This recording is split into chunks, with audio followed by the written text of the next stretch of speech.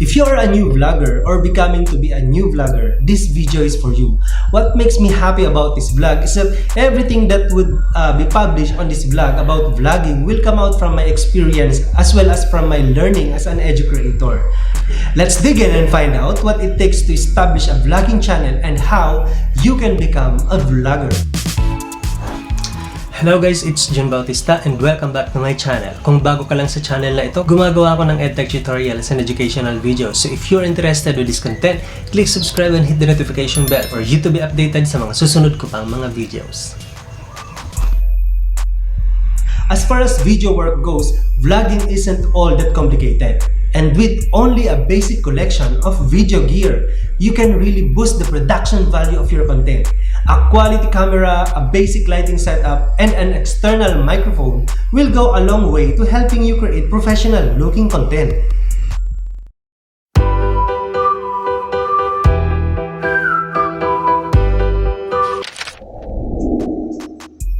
The question in my first video was your biggest why.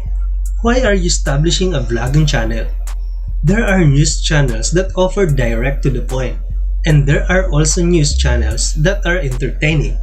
But mostly the purpose of news channels is to provide citizens with the information they need to make the best possible decisions about their lives, their communities, their societies, their governments, and school in campus journalism.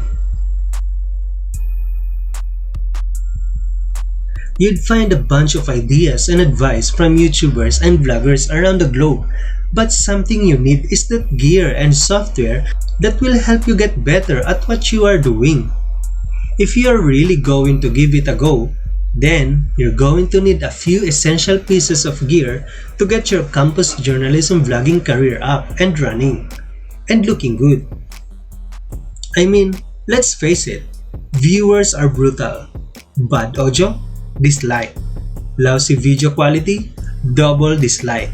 So before throwing yourself into the lion's den, let's review the basic equipment that you'll need.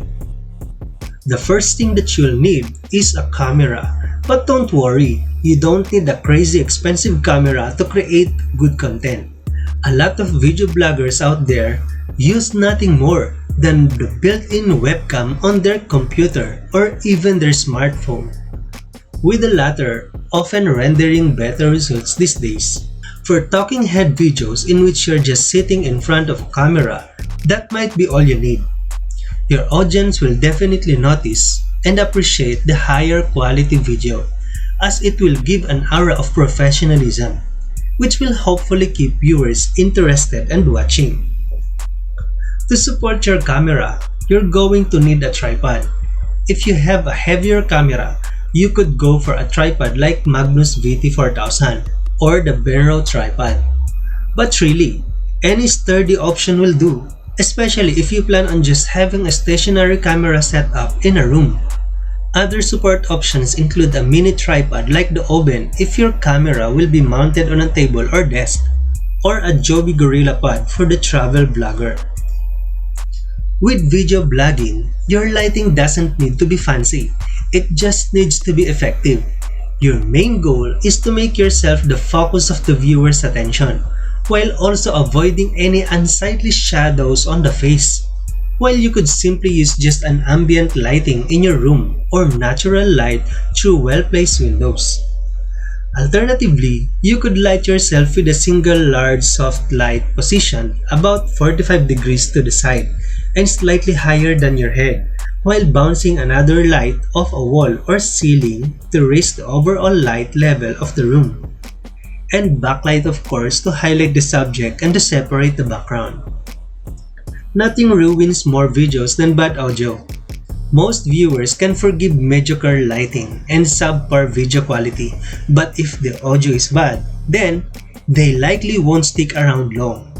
The quickest and easiest way to improve the quality of your audio is to not use the built-in microphones on your camera and to use an external microphone. A better way still is to record audio from an external microphone to cameras. With camera, lighting, microphone in place, all you really need that's left is an editing program to cut together your freshly recorded content. and a computer to run it on. So that's it for now. Kung natulungan ka ng video na ito, i-hit mo lang ang like and share. At kung gusto mo ng mga content na ganito, consider subscribing and see you on my next video.